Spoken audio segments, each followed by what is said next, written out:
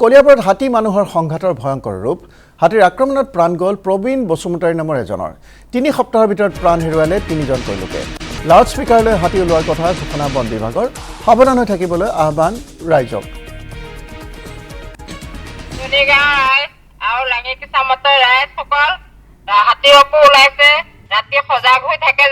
কলিয়াবৰত হাতী মানুহৰ সংঘাত তীব্ৰতৰ হৈ পৰিছে। 3 সপ্তাহত 3জনকৈ লোক নিহত হ'বলগীয়া আছে বনৰীয়া হাতীৰ আক্ৰমণত। কলিয়াবৰত 16 ফেব্ৰুৱাৰীত মৃত্যু হৈছিল দেওচুৰ চাঙত আৰু ঠিক একেধৰণে 27 ফেব্ৰুৱাৰীত মৃত্যু হৈছিল দেওচুৰ চাঙত। পুনৰ আন এজন লোক বনৰীয়া হাতীৰ আক্ৰমণত নিহত হ'বলগীয়া হ'ল আজি 8 মাৰ্চ তাৰিখে কলিয়াবৰ ঔগুৰি বেঙেনাআটিত। আৰু দেখা গৈছে কেমেৰাচৰ ৰাজুক মই দেখুৱাবলৈ ক'ম যে এয়া মৃতদেহ এতিয়া এনেধৰণে এতিয়াও পথাৰত পৰি আছে। যিহেতু পুৱাই তেওঁ পূৰ্বৰ দৰে যি তেওঁ শিমলু গছ আছে পথাৰৰ মাজত শিমলু গছৰ ফুল বুটলিবলৈ আহে আৰু আজিও সেই একেধৰণে পুৱাই শিমলু গছৰ ফুল বুটলিবলৈ আহিছিল আৰু অহাৰ সময়তে হঠাতে মুখামুখি হয় এটা বনৰীয়া হাতীৰ সন্মুখত আৰু তাৰপিছতে বনৰীয়া হাতীটোৱে আক্ৰমণ কৰি তেওঁক নিহত কৰে। আৰু এতিয়া দেখা গৈছে যথেষ্ট লোক ইয়াত সমবেত হৈছে, যিহেতু এইখন গাঁৱত 10 বছৰত বৰ্তমানলৈকে 3জন লোক বনৰীয়া হাতীৰ আক্ৰমণত নিহত হ'বলগীয়া হৈছে। আৰু এইসকল লোক আছে আৰু যোৱা কালি গোটেই দিনটো কলিয়াবৰ যি মাধগাঁও আছে মাধগাঁৱত এটা বনৰীয়া হাতী অৱস্থান কৰিছিল। বন বিভাগ আৰক্ষীয়ে হাতীটোক খেদি পঠিয়াবৰ কাৰণে চেষ্টা কৰিছিল, শূন্যলৈ গুলী ফুটাইছিল আৰু তাৰপিছতো হাতীটো দিনটো মাধগাঁৱৰ এখন হাবিয়নিত সোমাই আছিল। আৰু পৰৱৰ্তী সময়ত সন্ধিয়াৰ সময়ত নিশা প্ৰায় 9 মান বজাত হাতীটো হাতদীচং ৰাষ্ট্ৰীয় ঘাইপথ অতিক্ৰম কৰি যি কাৰ্বি পাহাৰ আছে পাহাৰ দিশে গৈছিল যদি পুনৰ সেই হাতীটো ঘূৰি আহি এই যি ঔগুৰি গাঁৱত ঔগুৰিকেইটা আহি এনেধৰণে এজন লোকক পুৱাই আক্ৰমণ কৰি নিহত কৰিলে। আৰু এই লৈ যথেষ্ট চাঞ্চল্যৰ সৃষ্টি হৈছে এই অঞ্চলটোৰ ৰাইজ। মই স্থানীয় লোক আছে কি ক'ব, যিহেতু দেখা গৈছে যে 3 সপ্তাহত 3জন লোক বনৰীয়া হাতীৰ আক্ৰমণ নিহত হৈছে, য'ত আপোনালোকৰ গাঁৱৰ এজন লোক ইতিমধ্যে মৃত্যু হ'বলগীয়া হৈছে, কি ক'ব? অতি দুখৰ কথা যে আমাৰ গাঁওখনত আজি এই মাহটোৰ ভিতৰতে 3গৰাকীয়ে নহয় প্ৰায় 10 বছৰত আমাৰ এই গাঁওখনত 3গৰাকী ব্যক্তিক এই বনৰীয়া হাতীৰ আক্ৰমণত নিহত হ'বলগীয়া হৈছে। আৰু আমাৰ গাঁওখনত তাহানি দিনৰে পৰা এটা হাতীদণ্ডী থকা যেন অনুমান হয়, যিহেতু হাতী কেইগৰাকীয়ে একেটা পথৰে আমি জনাৰ পৰা অহা যোৱা কৰি আছে। আৰু এই ক্ষেত্ৰত আমাৰ ৰাইজক সজাগতা কৰাৰ কোনো ব্যৱস্থা আজিলৈকে হোৱা নাই, কিন্তু ঘটনাটো হৈয়ে আছে। পৰৱৰ্তী সময়তো যে নহ'ব তাৰ কোনো মানে নাই। ঘটনাটো কেতিয়া হৈছিল?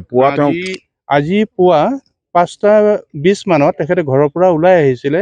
ঘৰৰ পৰা 200 মিটাৰমান দূৰত শিমলু এজোপা আছে, শিমলু ফুলখিনি পৰে, তাৰপিছতহে বুটলি নি গাই গৰুক দিয়েগৈ। আজিও ঠিক তেনেধৰণৰ এই শিমলু ফুল বুটলিবলৈ আহোঁতেই এই ঘটনাটো হ'ল। কি নাম তেখেতৰ?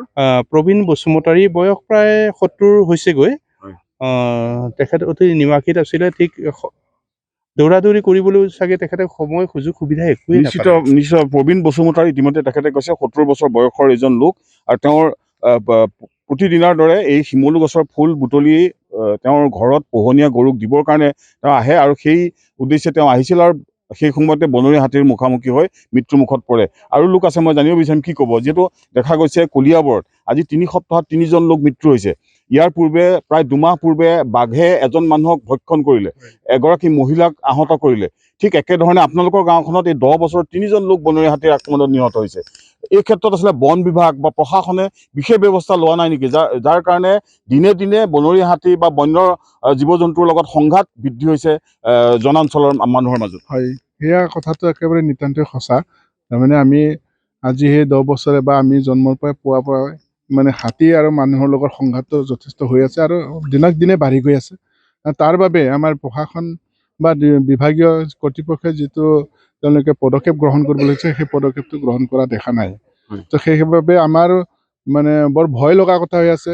আমি যিহেতু এইটো ফৰেষ্ট এৰিয়া নহয়, তথাপিও মানে যিটো তেওঁলোকে কিবা ল'ব লাগিছিলে ব্যৱস্থা গ্ৰহণ কৰিব লাগিছিলে সেইটো ব্যৱস্থাটো ইয়াৰ পৰা কাজিৰঙা যথেষ্ট দূৰ, ইয়াৰ পৰা লাওখোৱা অভয়াৰণ্য যথেষ্ট দূৰ, তাৰপিছতো বনৰীয়া হাতী ইয়ালৈ আহে, কিন্তু এই ক্ষেত্ৰত বন বিভাগ বা প্ৰশাসনে কোনো ধৰণৰ তেনেধৰণৰ বিশেষ ব্যৱস্থা লোৱা নাই, যাৰ কাৰণে এনেধৰণে 3 সপ্তাহত 3জনকৈ লোক মৃত্যু হৈছে। আপোনালোকৰ গাঁৱত 10 বছৰত 3জন লোক মৃত্যু হৈছে। হয়, সেয়া কথা হয়।